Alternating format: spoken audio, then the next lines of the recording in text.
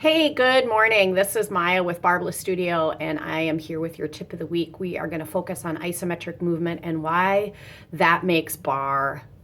So I will demonstrate here with a second position plie.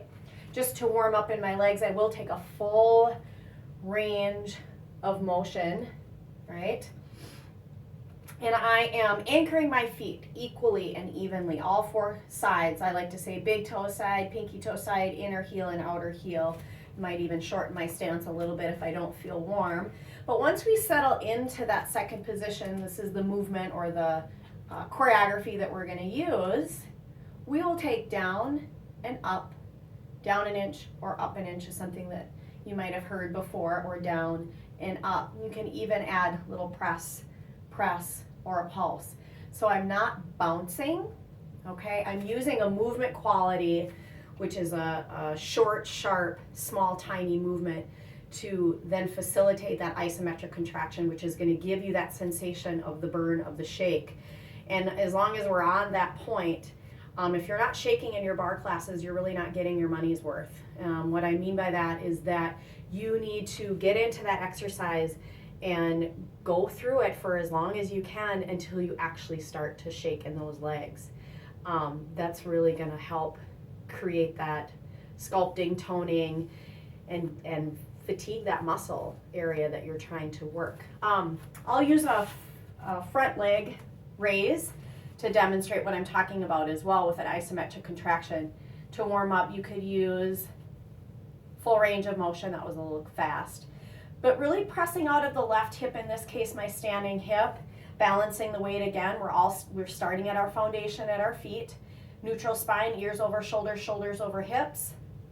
You could do a center exercise without the bar, but then I'm going to find that hold, find that peace, find that work, and then add little up, squeeze lift, squeeze lift, squeeze lift. So instead of big kicks, right, or a bigger motion, I'm going for little up, little up.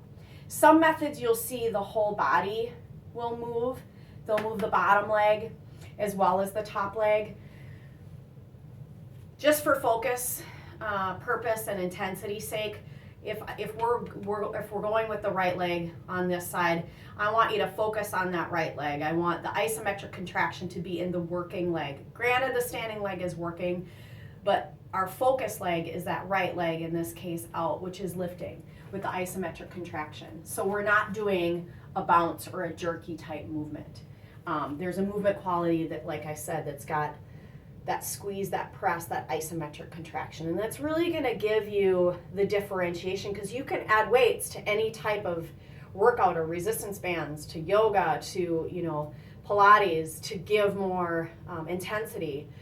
But I mean, I don't have any weights in my hands, and I can tell that my heart rate was raised just by doing that, because I'm using that mind-body connection to create the work, to get what I want to get out of that exercise. And you can get a lot out of very simple exercises with bar when you find that differentiation and you use isometric contraction. And you can do that with any body part: seat, legs, thighs, calves, arms, core, back. So the possibilities are endless. So I just wanted to drive home that piece of what makes bar and what an isometric contraction looks like from maybe a full range or even a bounce. All right, so I hope that's helpful. If you like this video, you can share it. And leave any comments if you'd like as well. I'd love to hear from you, questions or comments. You can email me, maya@barrebliss.com. Other than that, I hope you have a lovely day, and I will see you again soon.